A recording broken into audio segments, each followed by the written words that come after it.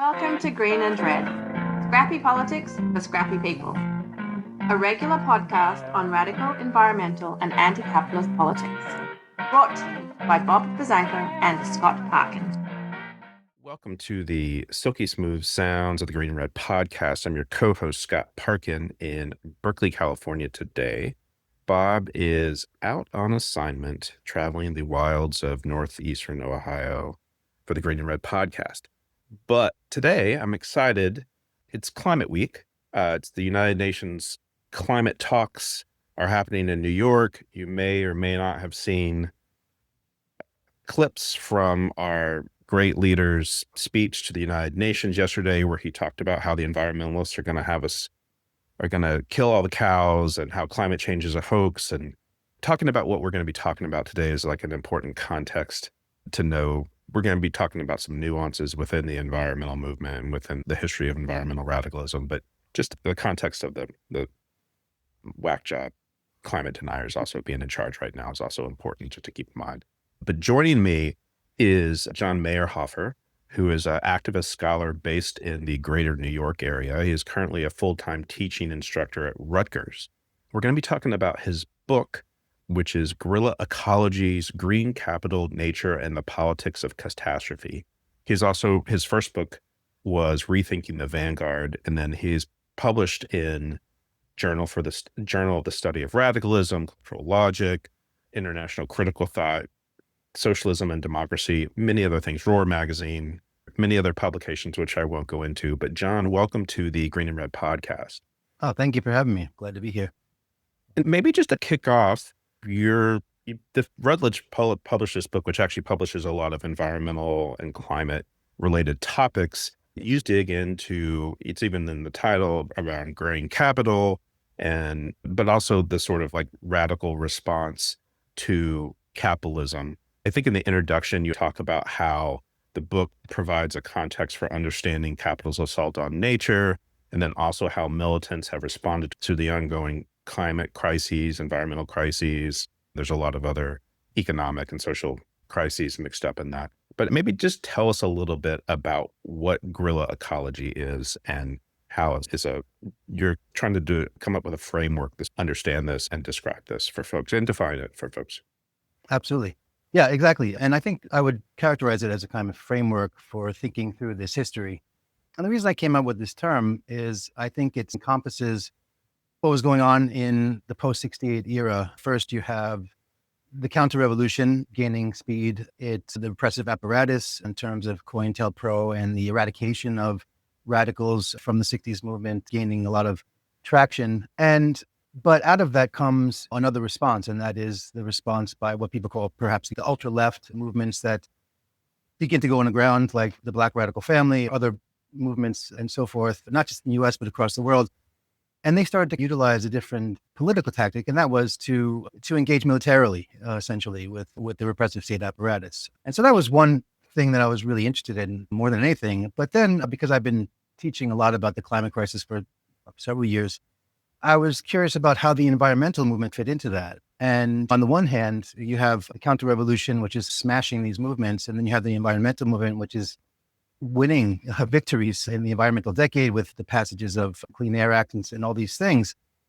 And so for me, it struck, well, how did this contradiction work out? And this is why I come up with the term, or kind of trace the history of green capital, for me, which has its origins in this period of crisis, legitimate crisis of capital. And despite the fact that we can recognize that these gains by the environmental movement are significant, for me, they also were a facade, a way of ensuring that capital could realign itself coming out of this legitimate crisis to gain further access to raw materials and nature itself. And so, of course, within this period as well, you start to have the infancy of neoliberalism, and the attacks on labor start to become globalized. And so I was interested in tracing that as well. And so I guess you could say those kind of different nodes are what I understand as being guerrilla ecologies in a kind of broad sense. And that's where I begin with the book. And you open the book talking about two guerrilla ecology movements. I don't know if they're quite movements, but groups and individuals in the US the Eco-Commando Force 70 and the Fox.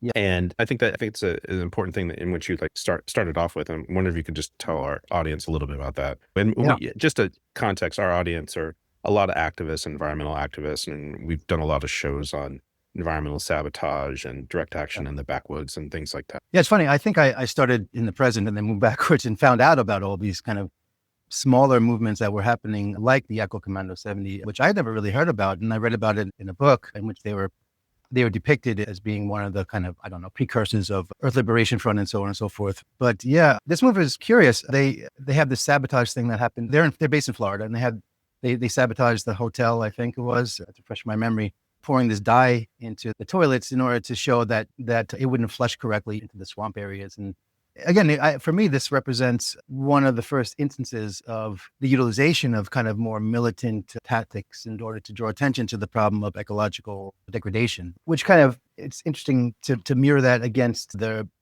what people understand as the first Earth Day and the ways in which environmentalism becomes enfolded into the peace movement. And this is all about celebrating ecology. But actually, there's this other sort of trajectory, which is, for me, starts with movements like this. And of course, the Fox, an individual who was doing this stuff already, going into offices and throwing waste on carpets and trying to draw attention to or oil and so forth, drawing attention to the continual crisis. Yeah, this for me was symbolic of how this would unfold later, particularly into the 1970s and 1980s, and the emergence of groups like Earth First, who, which for me started to incorporate this in a fundamental way into their political, I guess you could say, political program, although eco-defense was supposed to be non-political, I guess, in some ways. But that said, it's deeply political. According to some of the early founders of Earth First, it is, yeah, for right. Sure.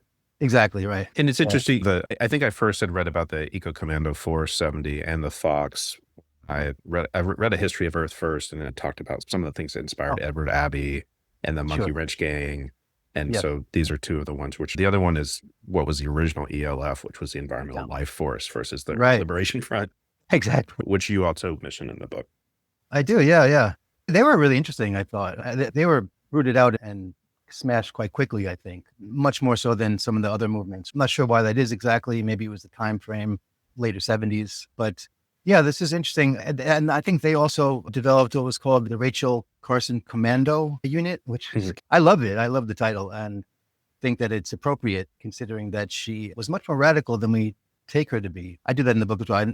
Perhaps we'll talk about that later. But yeah, I think this also is another manifestation of this convergence of militancy and radical ecology, and which again amalgamated into other things into the 1980s and into the present. And thinking about militancy in the global South, for example, that was happening in this period, like we had these third world liberation movements and things like that. How does these eco-militants, these eco-radicals that were doing these sort of like underground sabotage type actions, there wasn't, as far as I know, there was no instances of violence against people or anything like that. How do they merge or how do they fit together? Yeah, I think this comes about later in some ways. Although that said, I think one of the other projects I'm thinking about working on is doing a little more with the Green Revolution, and which I see as a precursor to green capital itself in several ways. But I think that I do this in some ways in chapter 5, I think, of the book, when I look at the Indian Maoists. And because this struggle goes back into the 1960s and even before that, some can even say into the Telangana struggle in India in the 1940s. But it's a struggle. It's an ecological struggle, I would say, in many ways. It's a struggle over land. It's a struggle over soil, about the right to exist. And perhaps we can put this in the general context of ecological struggles that start to emerge within the context of the Anthropocene era. In the first chapter of the book, I look at Wounded Knee as being pivotal there and how that was reflective of that in the US context. But I would say that in India, we can trace this in a very real way. And after full-blown neoliberalism, this becomes very much a kind of a strategic maneuver by movements to ensure that access to survivability continues. Speaking of Rachel Carson, Rachel Carson is a pivotal figure also in the environmental movement. Sure. And I'm wondering if you could just talk about that a little bit. Like in many ways, people consider Rachel Carson and her book Silent Spring or like a sort of launch of at least the modern environmental movement. And so I'm wondering if you could talk about Rachel Carson in the context of why she's important to guerrilla ecologies. Sure. Yeah, I think that she was being modest in some ways, right? If you really do a And deep dive, she died 2 years after she published the book, right? That's right. Yeah. Correct. Yes. Which seems, again, I don't want to speculate, but it seems a bit odd. But anyway, I'm considering the impact that she had. And as I recall, there were attempts to silence her in some ways, or at least to marginalize her. Maybe not in the same way that Fred Hampton was marginalized. But He was definitely neutralized. Yeah, neutral. Yeah. But I think her ideas have become pacified because she was deeply embedded in exposing, I think, the manifestation of industrial capitalism in the post-World War II period, particularly looking at the petrochemical industry and its devastating effects on nature. The first chapter, when she talks about the silencing of the birds, right, in Silent Spring, it's so powerful and moving. And she continues this in other ways. When she has a book on the sea where she talks about the effects of climate change and so forth. She didn't use a term, but ecological devastation, anthropocenic devastation on the ocean. So yeah, I definitely see her as a precursor in the sense that she was in her own way a militant, but one that I think had to be cautious in her context, in her time. She couldn't even use the word. I think it's only later that she calls herself an ecologist, right? Because this term wasn't even active in that sense. But I think that if she had survived, we would have seen her much more deeply involved in some of the more radical forms of ecological thinking, just because that it's there in her work and you could see it unfold. And what would you say the ruling class response was to Rachel Carson? Oh, yes, definitely to ostracize her, to marginalize her. Again, I read a few things in biographies and so forth, but I think it was successful. This is also a moment in which the Green Revolution and its celebration was happening, right? And Green Revolution was basically a global extension of some of the ways in which the petrochemical industry was doing harm, incredible harm, incalculable harm to nature in the United States, right? And these are very powerful forces that I think saw her as a threat in some ways. And this is why we have a version of her, I think, that is become whitewashed, right? Just thinking about it as a high school, I went to high school in the 80s. Yeah. Never talked about Rachel Carson. No. When I was in college, I learned more about Rachel Carson, but it was always in the context as though she's the one who said that DDT was dangerous. It wasn't in this sort of bigger pivotal moment about how the modern environmental movement in many ways, at least in the US, let me restate that, the sort of what becomes this institutionalized version of environmentalism really launches with Rachel Carson is one of the real pivotal figures. I would say Ralph Nader is another one, but true, absolutely, yes. So, are we going to say something? No, I think. Go ahead and finish what you're going to finish your thought, and then I'm going to move on to another question. No, I totally agree with that. And people equate her with with Earth Day, right? Celebrating her. That's absolutely important. Again, what happens after that is something that I was interested in looking at in the book, and actually bringing her back into this fold of eco-militancy rather than seeing her as this figure who just happened to write about the devastating effects of the petrochemical post-war era. It's a little bit how it strikes me as it's a little bit of the way in which Martin Luther King is often whitewashed and de-radicalized and depoliticized, where we see Ted Cruz and Greg Abbott celebrating him as it's frightening. Yeah. It's the same thing that happened with Rachel Carson, where we don't even know that it happened. Exactly. Yeah, I wonder if if that history needs to be written more carefully. So I think it does. Yeah, totally. Yeah, sure. You also get into the green capitalism complex, which is one of my favorite things to talk about. Because a lot of it's around co-optation. A lot of it is around how the ruling class obviously recognize that they make a lot of money off of extractive industry, whether it's forests or whether it's from the ocean or whether it's from fossil fuels. The real capitalists, the real clever capitalists, don't come in with a blunt object to bash our brains out. They come in and just co-opt our ideas. And so I'm wondering if you could explain a little bit what you talk about with the green capitalism complex in your book. Absolutely. Yeah. So for me, so the way in which usually green capital is discussed, which I have a little part in the book that prefaces my own use of the term green capitalist complex, is that, yes, it is a way in which there's a financialization of nature that happens. There's a way in which, corporations start to recognize the crisis and utilizing tactics like greenwashing and things like that as a way to ensure that accumulation strategies are safeguarded.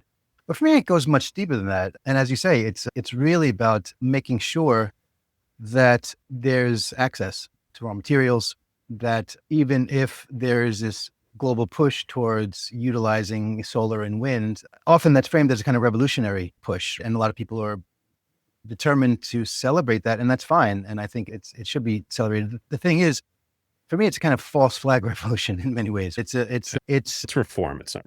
Right. It is. And this is why recently, this past summer, I wrote an article that I submitted to Capitalism, Nature, and Socialism that kind of rethinks this in some ways in the context of ecofascism. Why is it that people like Trump and the neo-fascists are bashing, on the one hand, bashing solar, bashing wind, and so forth, but at the same time, pushing for new extractivist projects in Nevada and, for example, Greenland or places like that? And for me, it signals a kind of continual mode of original accumulation. In other words, making sure that there's openings, continual openings that capital has, particularly in moments of crisis, to the raw materials is necessary for, again, ensuring that accumulation doesn't become stagnant. And for me, so there's a combination of both. On the one hand, the early forms of what I call green capital were routed through policy. And despite the fact that we have these policies that were put in place in the 1970s, several of them, right, to ensure that nature is preserved and so on and so forth, there is still ways in which capital gains access to those raw materials. Just think, for example, Earth First, when they're in the struggle against the Louisiana Pacific, they're struggling against that very thing. For me, it's in the moment of policy that you find the most useful ways to ensure that access is safeguarded again. And so just because you had those policies put in place doesn't mean that climate change and the effects of environmental degradation failed. They, in fact, increased. So that, for me, signals the kind of early forms of green capital and its evolution. Yep. Yeah. And there's also this element of eco-radicalism, which we see in other parts of the world, which we see in what I would say, and I'm one of them, but these more limited spaces where these ideas are not as able to be as pervasive, right? Because it's too much. Oh, we can just have wind and solar and we can make money off of that, or we just need to have better regulation where it's a compromise, right? And it's right. Our first slogan is no compromise in defense of Mother Earth. And I'm wondering how you see this as a reaction to the eco-radicals, especially from that we started seeing in the 60s and 70s. So green capital is a reaction to that. Yeah. That's interesting. Yeah. The way I thought of it was that it was this kind of reverse, but it's the same thing, really. But yeah, in order to squash the movement before it gains traction, in other words, the environmental movement itself, it was a way to make sure that it was controlled. Yeah, for me, that in that sense, the way I frame it in the book is that the green capitalist complex kind of parallels the repressive counter-revolution that was happening. It complements it in many ways, and they go hand in hand. There's a need to control both labor and nature. And on the one hand, you do it through violence and through attacking individuals, groups, and labor itself and unions. On the other hand, you do it through regimentation and through policy. But for me, they reflect the same drive, and that is to ensure that capital has continual access and continual control over those two things. So yeah, that's the way I would understand it. Yeah. It's the similar framework that we saw. I think about it in the 2010s where it was a peak of neoliberalism. Yet then we see at least the U.S. empire invading other countries, partially to get access to raw resources in places like Iraq. Absolutely. Yeah. Yeah. For me, that's really important. I really wanted to contextualize that. I wanted to do more with that as a book in itself, the war on terror and the ways in which, the Green Scare becomes the enemy, similar to the kind of the war on terror and all that stuff. Right. But anyway, they merged them. So yeah, they did. Exactly. Right. Yeah. Yeah. And then my other question is the liberal solution to this is where we see the rise of the environmental nonprofit industrial complex, right? Sure. And that is also a reaction to eco-radicalism as well. Absolutely. It's not the current state in which we live under, but the more clever people within the state know that if we just co-opt these ideas, if we make a compromise, then it de-radicalizes and depoliticizes these movements, which you talk a lot about the depoliticization of these movements. And I'm wondering if you could talk a little bit about the role of the environmental nonprofit complex in that, and then also start to tell me a little bit about how movements were getting depoliticized and still are getting depoliticized. Right, sure. Yeah, one thing for me is that this period in which we see the counter-revolution gaining more and more traction, coincides with the broader global context of third world radicalism, and how this, for me, the way I see it is that China was the center of this for a while, like replaces the Soviet Union in like the 1950s as being the kind of the beacon of revolutionary hope in the world. And decolonial movements, I think, revolved around that way of thinking, and that is to utilize militant tactics to overthrow the imperial regimes. And by 1975, this becomes completely undone with the, in general terms, I know we could talk about this more, but the kind of restoration of capital in China, and there's no longer a beacon. There's kind of splintered movements. One of which is the continual struggle around Palestine, right, or South Africa, places like that. But because of that splintering, there's a deep effect on the global movement. And so, on the one hand, you have the turn towards ultra militancy and ultra left militancy by many groups, like in the U.S. and like in Brazil and so forth, to try to bring about some sort of revolutionary moment. But at the same time, parallel to this is, yes, the other part of your question is that the sort of Big Ten starts to, emerge. And Carolyn Merchant has a great thing about this, and how the environmental movement, which had some sort of political traction early on, just, I think part of it is that it gets enfolded into the broader peace movement, which kind of fizzles out by the early 1970s, after which you have the alignment of big government and policy, environmental policy. And so I think their role, the Big Ten, or maybe it's even bigger than Big Ten now these days, but or smaller. Yeah, or smaller. That's true. That's true. Basically, their role is to facilitate capital's intrusion into nature, and again, to make sure that is safeguarded. Yeah, I think it's important to note. There's a historical theory that Nixon is considered the last liberal president, right? Oh, yeah. And that we see the last real significant expansion of federal governmental power post New Deal is what we see with Nixon. A lot of social stuff, but also like he also creates the Environmental Protection Agency. He signs the Clean Air Act and the Clean Water Act, all of which are being stripped away from us at this point. And which is an interesting contrast, because like on the side of what the empire is doing overseas, he's still a brutal imperialist. But we see these liberal institutions still co-opting these sort of radical movements, depoliticizing them, de-radicalizing them, partially because maybe they're afraid of what they were seeing in other parts of the world, or what could happen with what came out of the peace movement. The institutionalization of environmentalism in this period is actually a fascinating absolutely topic. Yeah, I think his name is Mark Dowie. He has a really good take on this. It's an older book. I think it's from the 1990s. But yeah, he traces the rise of institutionalized environmentalism and its effects on the way in which, that this has an impact on the post-68 period. Part of it also is the kind of theoretical turn that starts to happen. And this is where kind of my background in literature and literary theory maybe kicks in a little bit. And people like Tim Brennan talks about the kind of post-turn, the institutionalization of theory, and that in a way is a kind of depoliticization itself. And some people, especially the sort of eco-Marxists, I think, enfold deep ecology into that in some ways, right? So deep ecology was just another sort of, I don't know, post-68 trend. It abandons ideas of class, it abandons ideas of revolution itself, and focuses solely on saving. I think that's an unfair characterization. In fact, I talk about that a little bit in the book. Also, this is where Judy Berry is so important, because she tries to fuse them back together in a very way.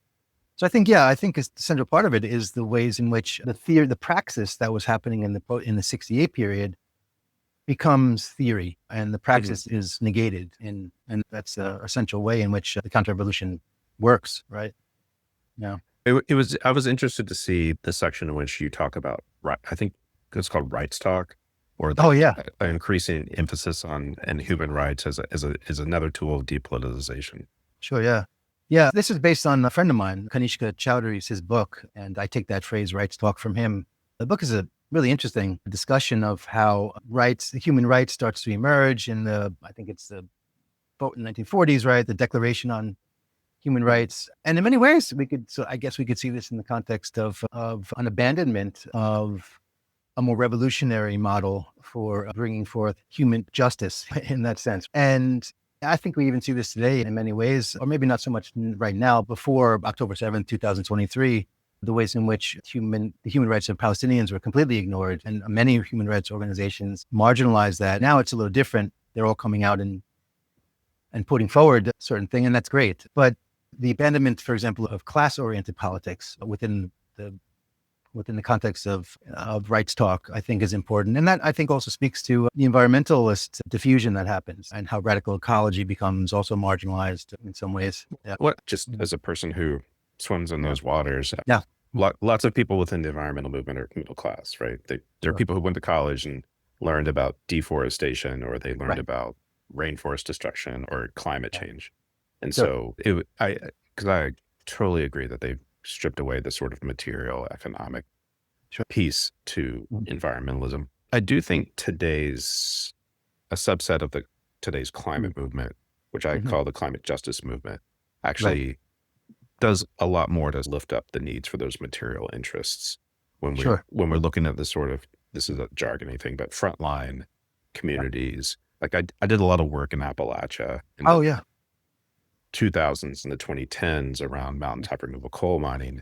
And it was very much tied into like material interests and class interests of the people who lived in that region. And I see that a lot within climate justice circles, whether it's indigenous people in the US or North America, or people who are in the Gulf South. And so I do think that's important. But but I do think that when you look at the people who marched in New York on Saturday around climate issues, it's probably like a lot of like white middle class people from New York. Yeah. Absolutely. And this is something I've been struggling with in my teaching about this. I teach mostly writing studies, unfortunately, but I do get a chance to teach some seminars about climate justice. In fact, I'm doing a seminar in the spring on what is climate justice. And how do we talk to people who are working class? How do we get them engaged in this issue, which is affecting everybody, right? It's a global thing. And so I struggle around this. When I was teaching at CUNY before I came to Rutgers, I was doing this in my classes. I taught at the College of Staten Island and the Queens College. And it's very hard because, first of all, we don't learn about this. We don't learn about beyond these token words like climate change or things like that. Or that Rachel Carson is the one who took out DDT, and Ralph Nader took out I forget the car, but the converters, right? And so beyond that, we don't really learn. These are abstract things, and when people are struggling day to day, why bother about these things? So appealing, I think, on the class level is important in that sense. Yeah, it seems like the right owns a lot of the sort of rhetorical space that's anti-climate, right?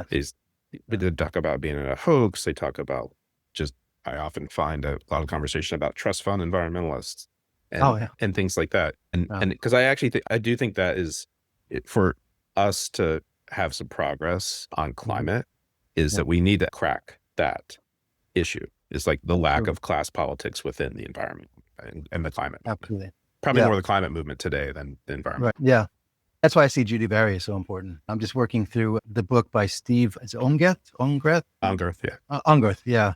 Which is a massive work. I don't know if you've looked at it. No, but I'm friends with him. So. I would love to talk with him as I'm moving towards maybe writing about this. But it's so important to talk about that. And I think this is where Judy Barry was so important, fusing those things together, working, even going across lines and reaching out to loggers, right, and trying to organize them and so forth. And the ways in which maybe she's marginalized is she's thrown into besides the fact that there's a lot of misunderstanding about who she was and the bombing and so forth. But she gets thrown into kind of ecofeminist camp without an explanation of what that is or how it fits into the broader context of radical environmental thought, right? So I think she's pivotal in that sense to talk about more. Yeah, it's often left out that she was a WAP, right? And she had been a union organizer on the East Coast before she moved to Northern California. I wore my wobbly hat today in tribute to Judy. Absolutely. Yeah, that's great. Yeah. I got to get one of those. Yeah. It's a great prop for the podcast. Sure. Yeah. And I'm wondering, as you've been doing this research, have you found other examples of people who have been at least attempted to merge this sort of class consciousness with environmental politics or even more contemporary climate politics? Yeah, I try to show that in the way with my focus on the Indian Maoist movement, even though they're really geared towards overthrowing the Indian state. And much of the politics is about that. But I tried to infuse some of the surrounding things that are happening in this region, the mining projects, and how local peoples are trying to stop those things and how they're actually partnering with the Maoists in order to do this and in a more militant way. But in terms of theory, people like someone I deeply respect and who influenced me in many ways is Ashley Dawson's work. I don't know if you know, and his newest book is Environmentalism from Below, which is, I think that's what it's called. And he's really trying to do this work and look at it more from a position of people in the global South, of course, but really from the point of view of class-oriented politics. And so I think his work especially is crucial for maybe rethinking this and how it might work. And I'm sure there's others that even I put into the book, but I can't even remember right off the top of my head. But yeah. You had a reference to, I think it was another Maoist group in Peru. Oh, which, yeah. Which actually had done similar things. Absolutely. Yes, that's right. I think The Shining Path, which of course is also controversial. Was that the one? Perhaps that's the one. But there's Tupac Amaru, yeah. Tupac Amaru. But there's also groups in Brazil. In fact, there was a very good film about farmers banding together to prevent logging in the rainforest. And also, I just recently discovered that they're doing the same in to fight against the cartels in Mexico. So farmers are banding together to preserve their land and to arm themselves literally against cartels taking over avocado farms and stuff like that. So I think there's a way that this kind of class is infused into those things. But I think Chico Mendes. Absolutely, yes. Classic quote: "Environmentalism without class politics is just gardening." That's right. Yeah. That's a sort of important thing that I want to ask about, is that we've seen this sort of split of class politics and environmentalism in the U.S. Just thinking about these different examples from other parts of the world, and Global Witness puts out a report every year that lists off the environmental defenders which have been sadly assassinated. Colombia, the Philippines, Brazil, Peru, things like that. And it seems like the class politics is still more infused when we look at these examples. Absolutely, yeah. But I think that's also a reflection of the lack of class consciousness in this country overall. With It's true. The way that kind of, except for the right wing, yeah. It was sadly enough. So I think that's why it's important for me, at least in my work. But I think this reflects a number of people. We have to look to the global South for examples, and what people are doing in these pockets, these hotspots in the world in which extractivism is, particularly the way that extractivism is fueling the green turn, right? And how that's affecting local communities and how they're organizing to resist that very thing, which again puts us in the conversation of how green capital operates in the world, really. Yeah. It's interesting. In my day job, we do a lot of work around tropical rainforests in Indonesia, and what's very much infused there is a lot of the deforestation happens because of the palm oil industry, and the palm oil industry isn't actually able to operate without forced labor.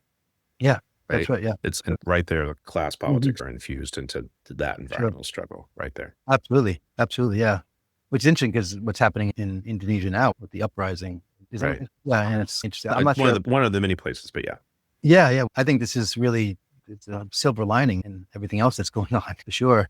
And I wonder if places like in Nepal or wherever that these issues aren't coming up. They must be. The one thing I see, at least with what I know, I'm by no means an expert on Indonesia, and I have a little bit of maybe like a little bit below the surface view, but it seems like a lot of the uprisings were happening in urban areas, and a lot of the struggle that I see around the rainforest is obviously in like jungle and rural areas. Sure. Yeah.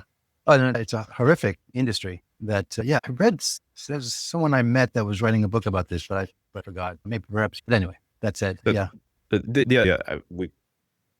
we're planning to do, it's the 60th anniversary of the 65 coup in Indonesia. It's the 50th anniversary of Indonesia invading Timor. So we're planning a show soon on Indonesia. But the other thing I'll note is that the current president is the protege of Suharto, who was the brutal dictator who took over. And his name's Prabowo. And Prabowo also was the general of the special forces who were part of the repression in Timor. So it's... Oh, wow. Yeah. Okay. But he's getting a lot of praise today from the left because he's talking about sending troops to intervene in Gaza. Exactly, yeah.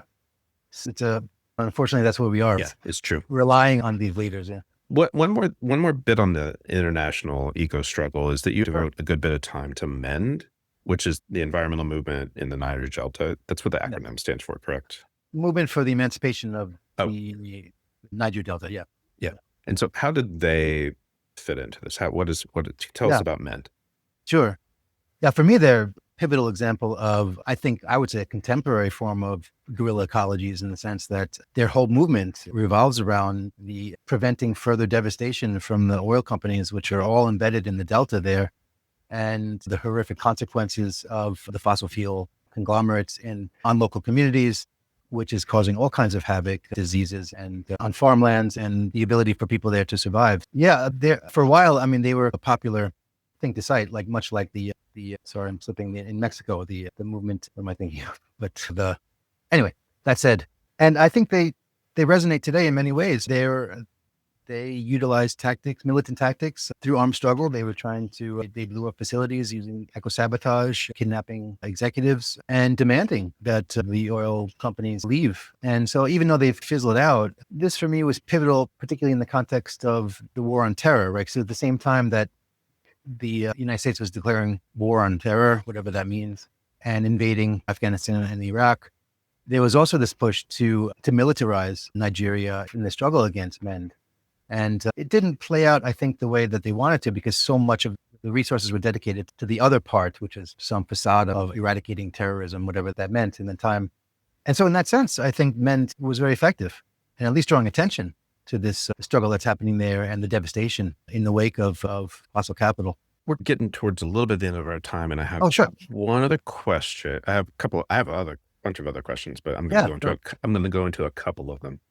Just around you talk a lot about the decolonization of the politics of ecotage in the 90s into the 2000s, and even still today, we see the Earth Liberation Front, the Animal Liberation Front in the global north. We see that in North America, we see that in Europe. And so how would you say that with those groups, which is a sort of like post-Earth First sort of movements, which Earth First is a post-68 movement, which is you talk about in great detail.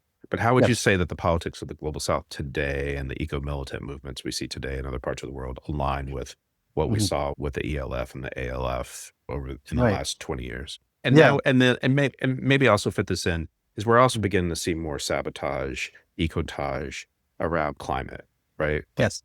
And some of it, people do it, particularly in Europe, they do it and they're like very open about it. And then we also have seen that in the US too. Like I'm thinking around Dakota Access Pipeline and things like that. Yes, exactly. Yeah. One thing one thing that inspired me to work on this book was around the time I was doing research for it was Andreas Malm's work, Blowing Up Pipe. And after reading it and then seeing how it unfolded, it became a movie, which kind of undoes some of the politics. We interviewed the director of the movie. Oh, you did? Oh, okay. A year or two ago. Yeah. Oh, I have to watch that. But so I think that's what I mean by the decolonizing. And I know this term is a little bit complex and maybe overused in many ways, but sometimes I feel like it gets thrown out so much, it loses meaning. Yes. Yeah.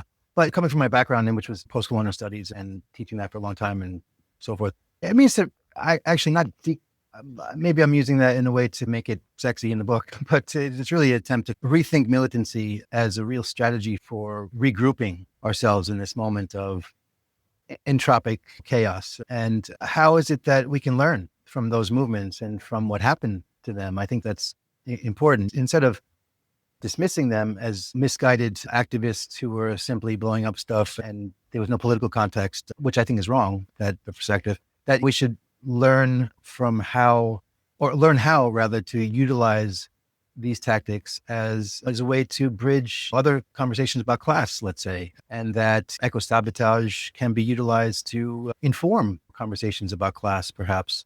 I think that's what's happening in many parts of the world, but here, as you say, it's become depoliticized in that sense. But so I think that's the first part of the thing we should recognize is perhaps looking back, and not too far back, about the effects of how those movements were co-opted, were annihilated, but also thinking about their effectiveness in terms of bringing attention to the real crisis that we're facing. And then my last question is, how do you see what we've been seeing more on the ecological front, on the Guerrilla Ecologies front, how do you see that fitting in with the sort of global anti-fascist movement we're seeing? Yeah, I think it needs to be unfolded a bit more carefully, right? Because they seem to, again, be divergent. At least in my view, I think people are conscious of it, but it seems like there's a kind of one-dimensionality to the struggle against neo-fascism, what I would call eco-neo-fascism. In fact, in the article that I just wrote, I use the terms interchangeably because this is eco-fascism in the sense that it's trying to purify through whatever. But yeah, so that's just throwing an example too, just as you're saying that, because thinking about like authoritarian states in the world right now, like if you look at the Israelis, they pride themselves on being like a climate friendly society. Absolutely, which is interesting. Yeah. And when I talk about anti-global fascist movements, I'm definitely Right. lumping in the movement against Israel. Of course. Yeah. What's interesting about that, and this is something I've traced in this article, is the ways in which, in the wake of the Nakba, the Jewish National Fund, I think it was, had this whole entire movement to reforest these spaces where they committed the initial genocide to found the state of Israel. So I use this as an example of the ways in which green capital gets enfolded into ecocide itself. And so that's the struggle against, for example, what's the proposition of turning Gaza into some sort of resort area with, I don't know, importing European pines and so forth to beautify it. This is exactly how I think green capital has evolved and aligned, in fact, with the neo-fascist political outlook in some ways. This is what I trace in the article.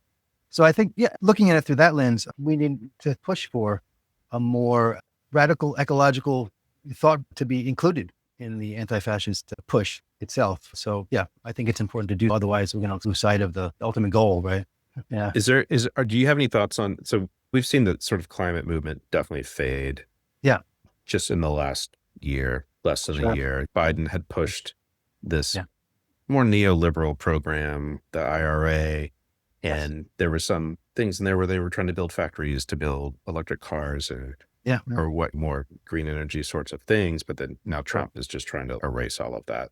As we are, just to bring it back to this week, as we are in the midst of Climate Week, where lobbyists and NGOs and government officials and bureaucrats and are hobnobbing in New York, do you have any thoughts on like what should be our next step around, developing more guerrilla ecologies to resist this crisis, these crises? For me, I think the point is to regroup, because I think we're all frazzled. And even though there's kind of direct sight is to liberate Palestine, to ensure that the genocide stops and so forth, that's something that perhaps many people, most of us would agree on, activists that is. But also I think we should rethink how we organize ourselves. Part of what guerrilla ecology is a way of self-organizing and rethinking our internal dynamics, not just politically, but also how can we train ourselves literally for the struggle that's ahead? And that includes things like learning how to garden or learn how to shoot properly and how to use weapons, how to survive. And I know that sounds almost like veering to some sort of right-wing thing, but if we don't do that, we're going to lose. It will just merge into, as long as we have this green infrastructure, we're all going to be fine. But I don't think that's the way we should think about it. Yeah. And we have real life examples that happen in the US even where we have climate disaster happen and the responds too slowly and big nonprofits respond too slowly. It was just about a month ago was the 20th anniversary of Hurricane Katrina. And we had one of the co-founders of Common Ground Hurricane Relief Fund with us, Scott Crone. He talked about that, about how people use DIY. They organize DIY methods to provide relief to communities in New Orleans. Exactly. Yeah. I think we should do that sooner than later. For me, not in the wake of catastrophe. We're already in a catastrophe moment, right? And so I think really organizing through those methods and then looking back at some ways in which these movements utilize these tactics, I think it is crucial for moving forward. I'm going to wrap it there. We're at time. Absolutely. Yeah. Folks, we've been talking with John Maerhofer, who is a professor at Rutgers. We've been talking about John's book, Green Ecologies, Green Capital, Nature, and the Politics of Catastrophe. And it sounds like you have a new article coming out on eco-fascism. It's under review right now. It's under review. Okay. Yes. Hopefully, maybe we can have you back on when that comes out, because we love talking about this stuff. So I would love to. Thank you so much. Yeah. Folks, if you like what you're hearing, please check us out on Facebook, Instagram, and Twitter, and Blue Sky. If you're watching this on YouTube, hit that subscribe button. If you're listening to us on an audio platform, give us a rate and review. And then if you are really liking us, go to greenredpodcast.org and not .com.org and hit that support button, or become a patron at patreon.com/greenredpodcast. John, it's been great talking with you. Thank you for having me. Yeah. Everyone else out there, make trouble and misbehave. And we'll talk to you again soon. Really.